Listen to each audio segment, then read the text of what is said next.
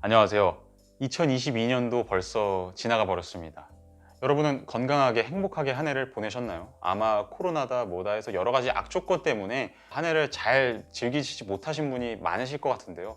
저도 생각해 보니까 올해 초에 코로나 걸렸었고, 그리고 올해 지금 말에는 독감 걸려가지고 지금 2주 동안 엄청 고생하고, 그래서 올 한 해는 좀 아팠던 적이 많았던 한 해였던 것 같은데, 내년에는 우리 모두 좀 더 건강한 한 해가 됐으면 좋겠습니다. 네, 오늘은 제가 올해 읽었던 책 중에 가장 인상 깊게 읽었고 여러분에게 추천드리고 싶은 그런 책을 한번 소개해드리는 시간을 가져보려고 하는데요.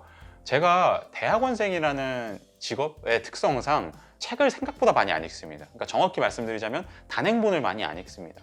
생각보다 논문을 엄청 많이 읽는 편이고, 단행본으로 묶여있는 책은 아주 많이 읽진 않는데요. 그래도 제가 아주 책을 또 안 읽진 않거든요. 그래도 평균치보다는 좀 많이 읽는 편이니까 그 중에서 제가 인상 깊게 읽은 것을 추천해 드려 보도록 하겠습니다. 첫 번째는 중력과 은총이라는 책입니다. 시몬 베유라는 프랑스 철학자의 책인데요. 이 사람이 아주 유명한 사람이라고 보기는 어렵습니다.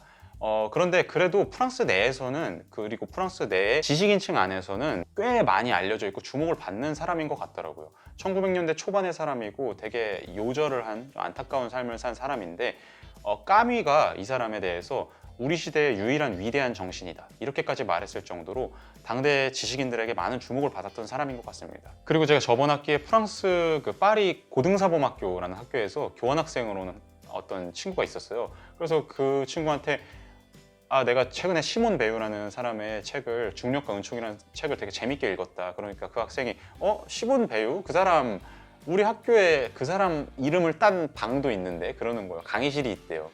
그러니까 그 정도로 파리 고등사범학교면 프랑스 최고의 학교잖아요. 근데 거기서 그 사람의 이름을 따서 뭘 해줬을 정도니까 명망이 있는 사람인 것 같고, 저는 솔직히 말해서 이 책이 살면서 읽어본 철학책 중에 가장 좋은 한 탑5 안에는 지금까지는 드는 것 같아요.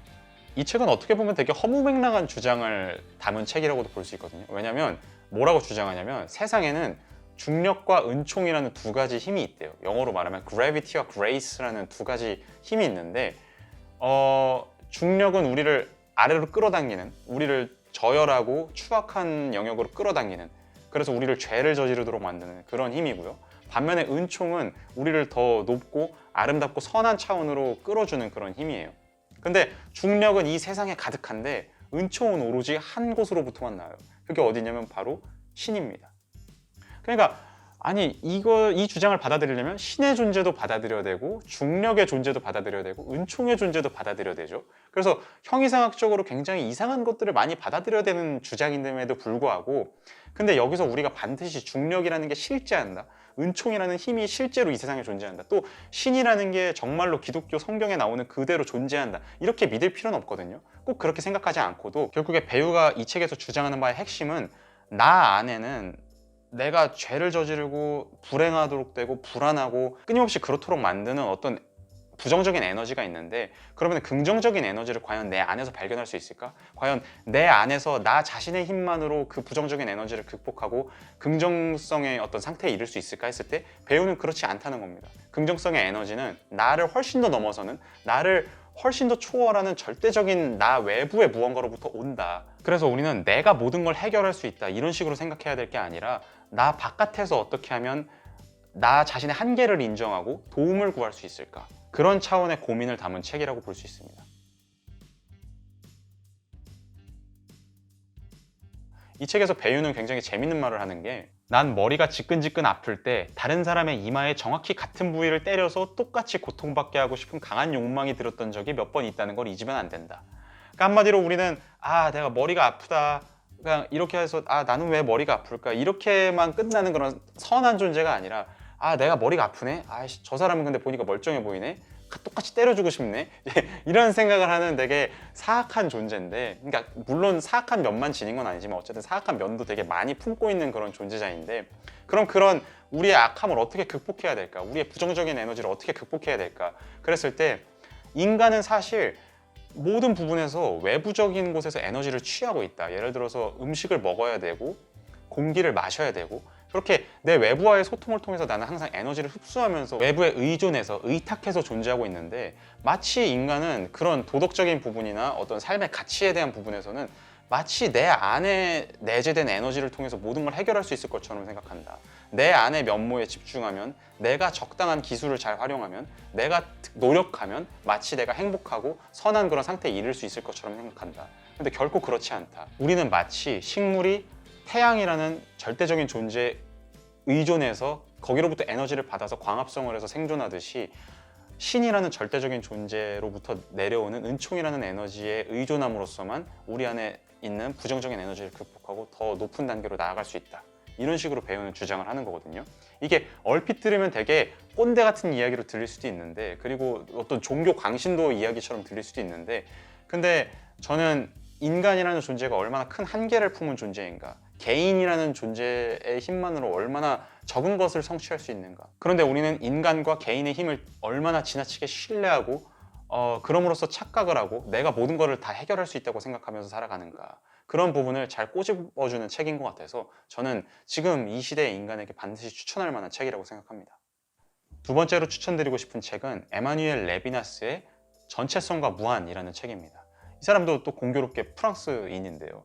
올해 제가 좀 공교롭게도 프랑스 사람의 책을 좀 재밌는 걸 많이 읽었습니다. 제가 지금 하이데거의 존재와 시간이라는 책을 바탕으로 북클럽을 진행하고 있는 중인데, 이 전체성과 무한이라는 책은 하이데거의 사상을, 특히 존재와 시간이라는 책에 담긴 사상을 엄청나게 강하게 공격하는 책입니다.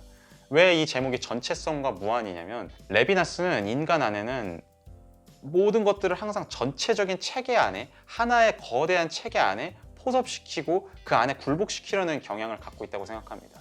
예를 들어서 과학은 하나의 커다란 그런 체계라고 볼 수 있겠죠. 물리학자들은 그 물리학적 지식을 바탕으로 온 우주를 다 본인의 지식 아래 포섭시키려고 합니다. 그리고 우리가 품고 있는 많은 이분법적 사고도 다 그런 종류라고 볼 수 있죠.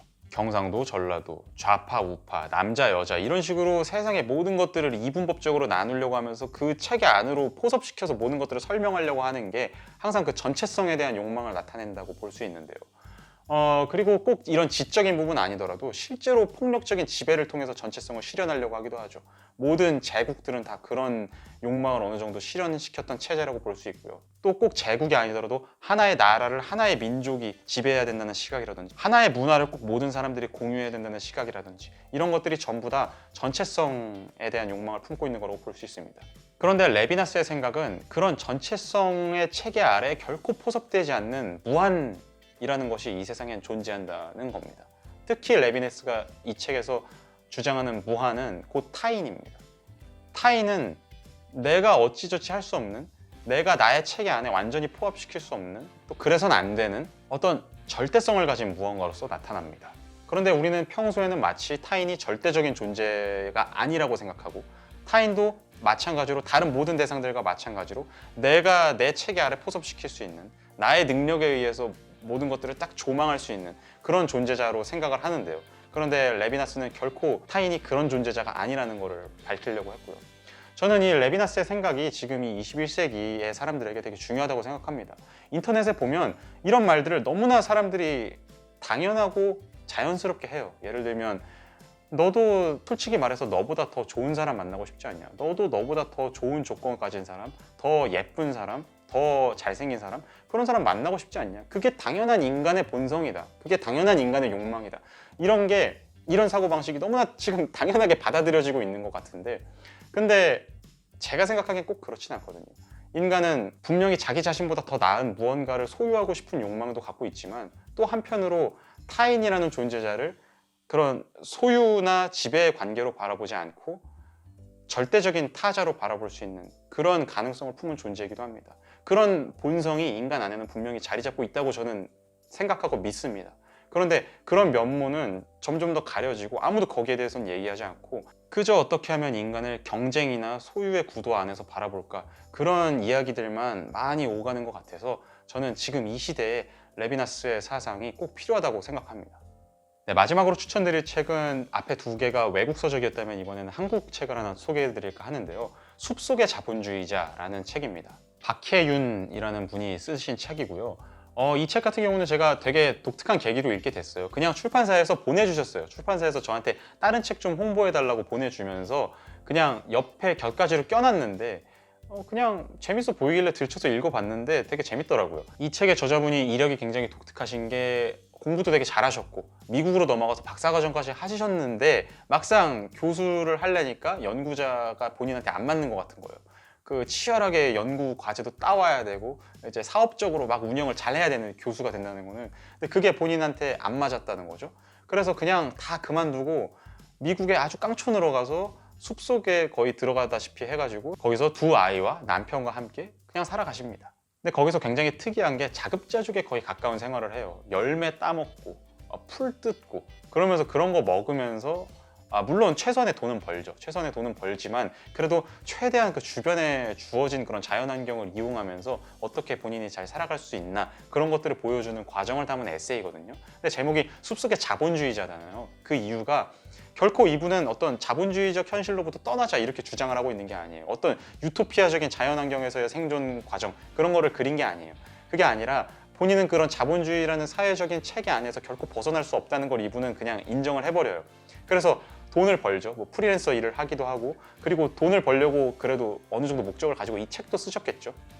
근데 어쨌든 그래도 도시 속에서 자본주의적인 체제 안에서 살아가는 게 아니라 숲속에서 어떻게 하면 기존의 사회적 체제와 연관은 맺고 있지만 그래도 또 기존의 사회적 체제 안에 너무 강하게 빠져 있을 때는 누리지 못하던 것들을 어떻게 하면 그런 숲속이라는 환경 속에서 발견할 수 있을까, 그런 균형 잡힌 생활에 대한 이야기를 하고 있어서 저는 되게 재밌게 읽었습니다. 기본적으로 글을 되게 엄청나게 잘 쓰시고 지나치게 흔해 빠지거나 가벼운 이야기를 한다는 느낌도 안 받아서 저는 되게 좋았어요. 네, 이렇게 올해 제가 가장 재밌게 읽은 책들을 소개해 드렸는데요. 이런 책들이 있기 때문에 삶이 더 풍성하고 재밌어지지 않나 그런 생각을 해봅니다. 여러분은 올해 어떤 책을 재밌게 읽으셨나요? 여러분이 추천하시고 싶은 책을 댓글에다가 적어주시면 함께 보면서 공유할 수 있으니까 되게 좋을 것 같습니다. 네, 오늘 제가 준비한 내용은 여기까지고요. 또 다음에 좋은 내용으로 돌아오도록 하겠습니다. 감사합니다.